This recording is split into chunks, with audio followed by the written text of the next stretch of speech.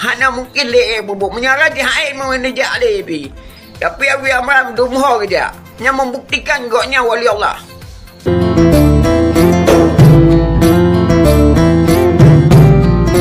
Assalamualaikum warahmatullahi wabarakatuh. Saudara Lun fi ayyi makan, khususnya yang berada di Provinsi Aceh. Pada kesempatan ini kita melihat sebuah video Al-Fakir yang menjawab statement media bahwa tidak ada yang bisa dikerjakan oleh wali agama.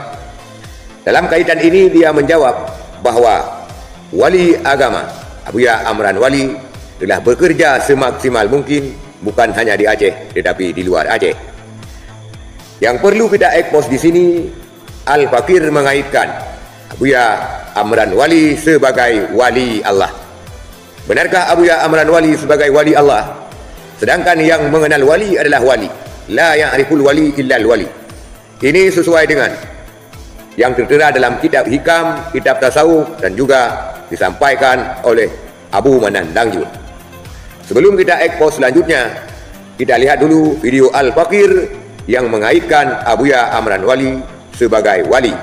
Dan kita susul dengan video Abu Manan Dangjun yang mengatakan bahwa yang mengenal wali hanyalah wali. Tidak sembarang orang bisa mengenal wali, karena mengenal wali lebih sulit daripada mengenal Allah. Kita saksikan dulu videonya. Nampak wali agama Aceh, hanya itu pupuk singa. Wali agama Acehnya, Syekh Amran Walinya, 76 tahun kaum.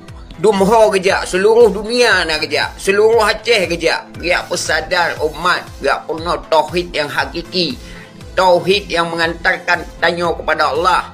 Cukup nak wali amrannya memandum Aceh hidup berketauhidan yang benar. Hanawi mulaleli. Syukur nak wali nanggronya dihimpun memandum negara-negara lain untuk bantu Aceh, untuk memajukan Aceh. Nak ke pebut beliau-beliaunya ambil nak perah hana pebut tentu. Merino 76 ton Abuya. Hana mungkin le bubuk menyarah di hai menejak lebi.